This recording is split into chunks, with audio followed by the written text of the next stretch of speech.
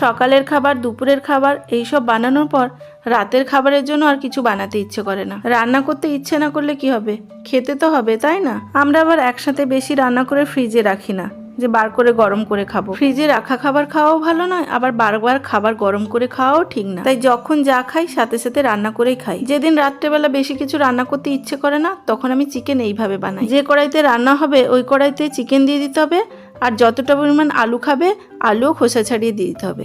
এরপর এক এক করে পেঁয়াজ কুচি, রসুন বাটা, আদা বাটা, স্বাদ মতো নুন, হলুদ গুঁড়ো, জিরে গুঁড়ো, আর যে যেমন ঝাল খেতে পছন্দ করে ওই পরিমাণে লঙ্কা গুঁড়ো, হাফ চা চামচ গরম মশলা গুঁড়ো দেওয়ার পরে 3 চা চামচ সর্ষের তেল দিয়ে দিচ্ছি। এরপর হাত দিয়ে সমস্ত কিছু ভালো করে মেখে নেওয়ার পর 1 কাপ মতো জল দিয়ে দিলাম। সামান্য গ্রেভি হবে, ঝোল খেতে চাইলে আর একটু বেশি জল দিতে হবে। এরপর গ্যাস অন করে কড়াই বসিয়ে ওপরে কাঁচা লঙ্কা ছড়িয়ে ঢাকা দিয়ে 10 মিনিট লো হিটে রান্না করলেই তৈরি সুস্বাদু চিকেন কারি।